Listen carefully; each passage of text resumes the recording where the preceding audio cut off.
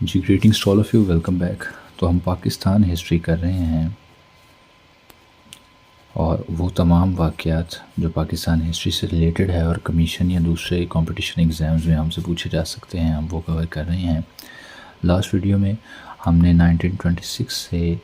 1936 تک کے تمام واقعات کرنے تھے، لیکن ویڈیو کے لمبے ہو جانے کی وجہ سے ہم 96 تک نہیں پہنچ سکے تھے، بلکہ 1932 تک رہے تھے۔ ٹھیک ہے، تو آج ہم جو ہے وہ بیسیکلی 1932 سے 37 تک کے واقعات دیکھیں گے، ٹھیک ہے، اور دیکھیں گے کہ کمیشن ہم سے کیا کیا پوچھتا ہے۔ ہم دیکھ لیتے ہیں کہ 31 میں ہمارے پاس اس سے پہلے لارڈ ارون تھے اور ان کے دور میں جو پروسیڈنگز ہوئی وہ ہم نے دیکھا ہے۔ اب جو لارڈ آئیں گے وہ لارڈ ونگٹن ہوں گے، ٹھیک ہے، ان کا ٹینیور یاد رکھنا ہے 31 سے 36 تک رہا ہے۔ اس سے پہلے لارڈ ارون تھے اور لاسٹ امپورٹنٹ واقعہ جو ہم نے پڑھا ہے وہ راؤنڈ ٹیبل کانفرنسز ہیں، اور اس کے ساتھ ساتھ کمیونل ایوارڈ ہمیں پتہ ہے کہ اس وقت تک آ گیا تھا، تو اس سے اگلی بات ہم نے آج کرنی ہے، ٹھیک ہے۔ تو اس لارڈ کے دور میں جو سب سے بڑا واقعات کچھ ہوئے ہیں، اس میں سب سے پہلا جو ہے جو قابل ذکر ہے وہ ہے پونا پیکٹ، جس کے بارے میں ہم سے اکثر ہسٹری کے کویشچن میں پوچھا جا سکتا ہے۔ تو یہ 32 میں ہوا ہے، کن کن کے درمیان میں ہوا ہے جی؟ یہ گاندھی صاحب کے درمیان میں ہوا ہے، اور ایک بہت ہی بڑے لیڈر، ٹھیک ہے، جو گاندھی صاحب سے اور جناح صاحب سے کئی درجے بڑے لیڈر تھے، امبیڈکر صاحب، ان کے درمیان ہوا ہے۔ امبیڈکر صاحب امبیڈکر صاحب جو تھے، ان کا تعلق جو تھا وہ دلت قوم سے تھا، جو کہ نچلی جاتی سمجھی جاتی تھی، اور ان سے ایسا سلوک ہوتا تھا جیسے آج کل پاکستان میں منورٹیز کے ساتھ ہوتا ہے، اس سے بھی بدتر سلوک ہوتا تھا اس دور میں۔ تو امبیڈکر صاحب جو تھے ان سب لوور کاسٹ لوگوں کے ریپرزینٹیٹیو تھے، اور جب کمیونل ایوارڈ آیا تھا، آپ کو پتہ ہے، تو کمیونل ایوارڈ میں سب کو مختلف نشستیں دی گئی تھی، سیٹس دی گئی تھی، سارے لوگوں کو ہی، ٹھیک ہے، چاہے وہ مسلم ہوں، کرسچنز ہوں، جیوز ہوں، جتنے بھی اس وقت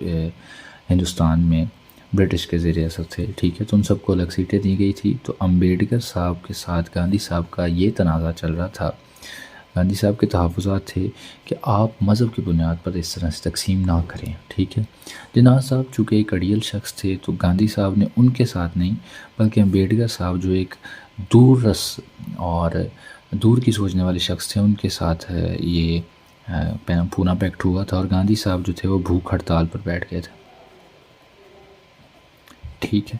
اور اس بھوک ہڑتال کی وجہ سے پھر امبیڈکر صاحب چونکہ وہ انسان پرست شخص تھے اور زندگی کی اہمیت کو جانتے تھے،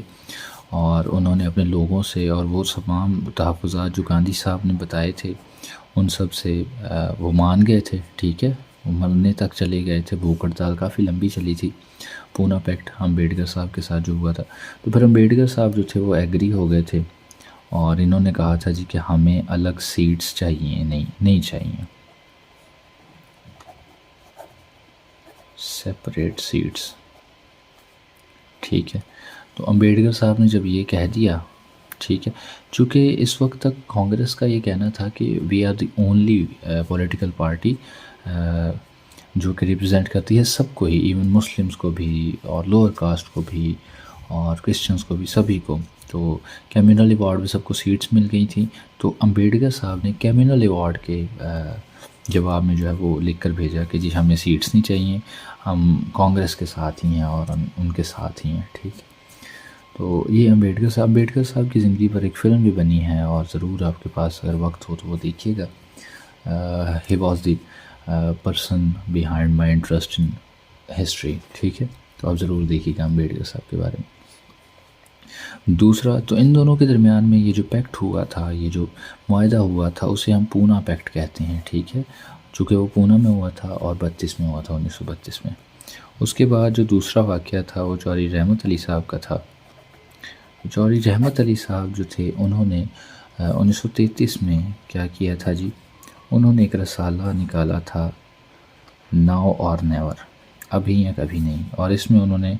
لفظ پاکستان جو ہے وہ سجیسٹ کیا تھا سب سے پہلی مرتبہ، ٹھیک ہے۔ تو جوہری رحمت علی جنہوں نے پاکستان کا نام دیا تھا 1933 میں ناؤ اینڈ نیور رسالے میں، تو اس کے بارے میں وہ پوچھتا ہے جی کہ اس کے بعد کی ان کی زندگی ہم دیکھتے ہیں جی کہ جب انہوں نے یہ رسالہ لکھا تھا تو وہ یو کے میں تھے، ٹھیک ہے، کیمبرج میں تھے، کیمبرج یونیورسٹی میں تھے، ٹھیک ہے، تب وہ اسٹوڈنٹ تھے، ٹھیک ہے، اور انہوں نے یہ رسالہ لکھا اور پاکستان کا نام سجیسٹ کیا، اور وہ کب فوت ہوئے ہیں جی، ایک بار یہ بھی پوچھا گیا 3 فروری 51 میں، اور جب وہ پاکستان بن گیا ہے، ٹھیک ہے، تب جس طرح اکثر ہوتا ہے ان پر غداری جو ہے، غداری کا مقدمہ چلا جی، اور انہیں جلا وطن کر دیا گیا، ٹھیک ہے، اور وہ کہاں دفن ہے جی، وہ یو کے میں ہی دفن ہے، ٹھیک ہے، کیمبرج میں ہی دفن ہے، کیمبرج میں دفن ہے۔ کہا جاتا ہے کہ انہوں نے پھر وہیں پہ رہے ہیں، پاکستان نے ملک بدر کر دیا تھا، ٹھیک ہے، وہ تنقید کیا کرتے تھے پالیسیز پر کہ جی یہ تو وہ پاکستان ہے ہی نہیں جس کا نام میں نے تجویز کیا تھا، یا جو جناح صاحب چاہتے تھے، ٹھیک ہے، تو ہم نے غدار ان کو کہہ کر جلا وطن کر دیا، اور کہتے ہیں 17 دن تک ان کی لاش پڑی رہی تھی اور کوئی نہیں گیا تھا، پھر کیمبرج والوں نے انہیں وہیں دفن کر لیا اپنے گریو یارڈ میں، ٹھیک ہے، تو 3 فروری کو یہ فوت ہوئے تھے، ٹھیک ہے، تو یہ دوسرا واقعہ تھا۔ تیسرا واقعہ جو ہوا ہے اس لارڈ کے دور میں وہ ہے سیلف ایگزائل پیریڈ آف جناح۔ اس کے بارے میں بھی کئی بار کمیشن نے پوچھا ہے، اور کافی سارے کمپٹیشن ایگزام میں پوچھا گیا ہے کہ سیلف ایگزائل پیریڈ کب سے کب تک تھا، تو 1931 سے 1934 تک سیلف ایگزائل ہوتا ہے خود ساختہ جلا وطنی، ٹھیک ہے، تو جب راؤنڈ ٹیبل کانفرنس میں جب کوئی اس کا اثر نہیں لکھا، اور دوسری جو راؤنڈ ٹیبل کانفرنس ہے، ٹھیک ہے، وہ ہو گئی اور سارا کچھ بے اثر چلا گیا، اور اس کے ساتھ ساتھ ان کے جو پلر تھے، جو سپورٹ تھی ان کی، مولانا محمد علی جوہر صاحب، ٹھیک ہے، وہ بھی فوت ہو گئے 1931 میں، ٹھیک ہے، اور وہ یروشلم میں دفن ہے، اسرائیل میں دفن ہے، تو تب جو ہے آپ بڑے ٹوٹ گئے، اور ہندوستان کے لوگ بھی جو تھے وہ بھی ان کو کافر اعظم کا ٹائٹل دیتے تھے، اور گاندھی صاحب کو جو ہے وہ کہتے تھے کہ اگر اس دور میں کوئی رسول ہوتا، کوئی نبی ہوتا تو گاندھی ہوتے۔ تو ان سب معاملوں سے اکتا کر جناح صاحب جو ہے انہوں نے سیلف ایگزائل پیریڈ لے لیا ہے، اور یہ پیریڈ وہ کہاں رہے ہیں جی، وہ رہے لنڈن میں ہی ہیں، اور اپنی پریکٹس کی ہے، اپنی وکالت کی پریکٹس کی ہے ادھر۔ پھر انہوں نے کس کی ریکویسٹ پر یہ پوچھا گیا ہے کہ on homes request self exile period کو ختم کیا تھا جناح نے، تو وہ اقبال صاحب کی ریکویسٹ پر کیا تھا کہ کب جی 34 میں، تو 34 میں آپ کو پتہ ہے کہ لیڈرشپ جوہر صاحب بھی فوت ہو گئے تھے، اور جناح صاحب بھی چلے گئے تھے، اور پیچھے سے ساری جو ذمہ داری تھی اقبال صاحب پر تھی، جو اقبال صاحب نے 34 میں ان کو کہا جی کہ آپ آئیں اور پریزیڈنٹ بنے جی، ٹھیک ہے، مسلم لیگ کے، ٹھیک ہے، اور دل برداشتہ نہ ہوں اور باقی ساری چیزیں کریں، تو پھر آپ 1934 سے جب تک آپ فوت نہیں ہوئے جناح صاحب، آپ پریزیڈنٹ ہی رہیں گے، غالباً 15 سال بنتے ہیں، ٹھیک ہے، تو آپ پریزیڈنٹ ہی رہیں مسلم لیگ کے۔ تو یہ پروسیڈنگ ہوئی جی۔ اس کے بعد جو چوتھا واقعہ ہے وہ ہے انڈین کاؤنسل ایکٹ، یہ بڑا امپورٹنٹ ہے، انڈین کاؤنسل ایکٹ 1935، ٹھیک ہے، دس از دی فورتھ بگ ایونٹ۔ تو آپ کو پتہ ہے کہ ہر 10 سال بعد جو ہے وہ برٹش جو ہے وہ قانون لاتی تھی، پہلے 9 میں آیا 1909 میں، پھر اس کے بعد 1919 میں آیا، اور اب جب آنا تھا تب آ نہیں سکا، اس میں سائمن کمیشن آیا، ٹھیک ہے، اس کے بعد راؤنڈ ٹیبل کانفرنسز ہوئیں، اور اس کے بعد کیمونل ایوارڈ آیا، ٹھیک ہے، تو ان سب کی رپورٹس کو ملا کے جو ہے، ٹھیک ہے، ایک لا جو ہے وہ برٹش نے جب دیکھا کہ جی ہندوستانی جو لڑ رہے ہیں کسی ایک بات پر آ ہی نہیں رہے، تو انہوں نے اس کی سمریز نکالی اور ان سے ایک قانون بنا لیا، ٹھیک ہے۔ اس قانون کے بارے میں وہ اکثر پوچھتا ہے کتنے آرٹیکل تھے، 321 آرٹیکل تھے، ٹھیک ہے، اور پورے ہندوستان کو کتنے صوبوں میں تقسیم کیا گیا تھا، 11 پروونسز میں تقسیم کیا گیا تھا۔ اس کے علاوہ اسی میں سندھ کو بامبے سے، ممبئی سے الگ کیا گیا تھا، اور ہاں جی آنے، اور اس کے علاوہ جو برما ہے، ٹھیک ہے، میانمار، اس کو بھی سپریٹ کیا گیا تھا انڈیا میں اسی قانون کے تحت، اور سپریٹ الیکٹروڈ تھا، ٹھیک ہے، سب کے الگ الگ الیکشنز ہوئے تھے، ساری سپریٹ الیکٹروڈ تھا، اور فیڈرل سسٹم تھا حکومت کا، اور ڈی آر کی سسٹم آپ کو پتہ ہے 1919 کے قانون میں آیا تھا، ڈی آر کی سسٹم کو جو ہے وہ ابالش کر دیا گیا تھا۔ تو یہ کچھ پروسیڈنگز تھیں۔ ڈی آر کی سسٹم آپ کو پتہ ہے کہ یہ 1919 کے قانون میں آیا تھا، ٹھیک ہے، اور 1935 کے قانون میں سے ختم کر دیا۔ پریکٹیکلی یہ 21 میں لانچ ہوا تھا، ٹھیک ہے، امپلیمنٹ ہوا تھا، اور 37 میں یہ ختم ہوا تھا ایگزیکٹلی، ٹھیک ہے۔ اسی طرح یہ جو برما اور انڈیا سے الگ ہوا ہے، تو یہ قانون جو ہے وہ 35 کے میں الگ ہوا ہے، لیکن اس پروسیڈنگس کو کرتے کرتے 37 ہو گئے تھے، ٹھیک ہے۔ تو آپ نے آپشنس کے حساب سے دیکھ لینا ہے۔ سندھ جو ہے وہ ممبئی سے 36 میں الگ ہوا تھا، ٹھیک ہے، قانون وہی ہے، ٹھیک ہے۔ تو اس کو امپلیمنٹ کرنے میں تھوڑی دیر لگ گئی ہے، ٹھیک ہے۔ تو یہ انڈین کونسل ایکٹ تھا۔ 5واں بڑا واقعہ جو ہوگا وہ پھر اس الیکشنز ہوں گے جی، اس ایکٹ کے تحت الیکشنز کے 36 سے 1937 کے الیکشنز، ٹھیک۔ تو یہ جو الیکشنز تھے یہ آپ کو پہلے پتہ ہونا چاہیے، یہ پروویژنل الیکشنز تھے، ٹھیک ہے۔ پروویژنل الیکشنز یعنی ایم پی ایس کے آج کے دور میں اگر ہم کہیں تو اس میں ٹوٹل جو تھیں وہ 1585 سیٹس تھیں، ٹھیک ہے۔ اور اس میں جو ہم دیکھتے ہیں ویٹڈ پرسنٹیج کیا رہی، کس نے کتنی سیٹس لیں، تو کانگریس تھی، مسلم لیگ تھی، اور یونینسٹ پارٹی آپ کو پتہ ہے پنجاب میں بنائی تھی، ٹھیک ہے، سکندر حیات صاحب نے، فضل حیات صاحب نے۔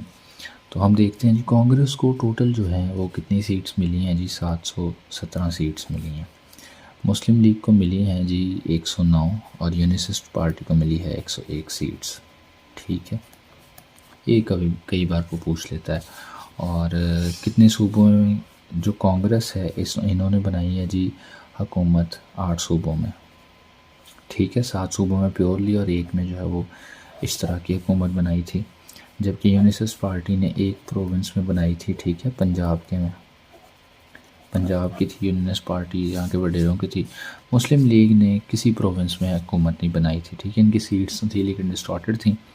اور ان کی جو سب سے زیادہ سیٹس تھیں وہ یو پی میں تھیں، یو پی اتر پردیش تھا، 58 سیٹس پر مسلم لیگ جیتی تھی، وہاں پہ مسلم آبادی زیادہ تھی۔ تو یہ ہو گیا جی۔ آگے چل کے ہم دیکھتے ہیں جی کہ ہاں جو این ڈبلیو پی ایف ہے، این ڈبلیو پی ایف جس کو الگ کیا تھا، آپ کو پتہ ہے این ڈبلیو پی ایف جس میں مسلم آبادی زیادہ تھی، وہاں پر پوچھتا ہے جی کہ اکثر کس نے حکومت بنائی تھی الیکشنز 1936-37 میں، تو وہاں باچا خان صاحب، ٹھیک ہے۔ یہ باچا خان صاحب وہی ہیں جن کے بیٹے ولی خان تھے، اور آج کل جو ہیں وہ اسفند یار ولی ہیں، ٹھیک ہے، اسفند یار ولی، یہ جن کی پارٹی ہے پاکستان میں اے این پی والی، تو یہ تھے۔ اور باچا خان کو سرحدی گاندھی بھی کہا جاتا ہے، ٹھیک ہے۔ انہوں نے جو حکومت بنائی تھی وہ کانگریس کی طرف سے بنائی تھی، ٹھیک ہے، اور یہ وہاں کے سی ایم بنے تھے این ڈبلیو پی ایف کے، اور یہ اگینسٹ پاکستان تھے، یہ کہتے تھے پاکستان نہیں بننا چاہیے، ٹھیک ہے۔ اور انہوں نے جب پاکستان بن گیا تو پھر انہوں نے کہا جی کہ مجھے دفن پاکستان میں نہیں کرنا، اور یہ افغانستان جلال آباد میں دفن ہے، ٹھیک ہے۔ تو یہ تھا۔ پھر یہ N W P F Pakistan میں کیسے آ گئے، الحاق ہی چاہتے تھے کہ انڈیا کے ساتھ ہو، یہ کے پی کے والا ایریا جو ہے، تو ان کے بھائی تھے جی، ہاں جی آگے، ان کا نام تھا جی عبدالجبار صاحب، وہ تھے، انہیں لوگ جو تھے نا وہ ڈاکٹر خان صاحب کہتے تھے، ٹھیک ہے۔ اچھا ان کا سیدھا نام جو تھا نا، ان کے بھائی عبدالجبار تھے، اور یہ تھے عبدالغفار، یہ اپنے نوٹس میں سیدھے صحیح طرح سے لکھ لینا ہے، عبدالغفار صاحب، اور یہ عبدالجبار صاحب ان کے بھائی تھے، ٹھیک ہے، سگے بھائی تھے۔ تو ڈاکٹر خان صاحب کہتے تھے، تو یہ جو تھے وہ مسلم لیگ کی سپورٹ میں تھے، اور ان کی وجہ سے جو ہے وہ N W P F Pakistan کے ساتھ آیا،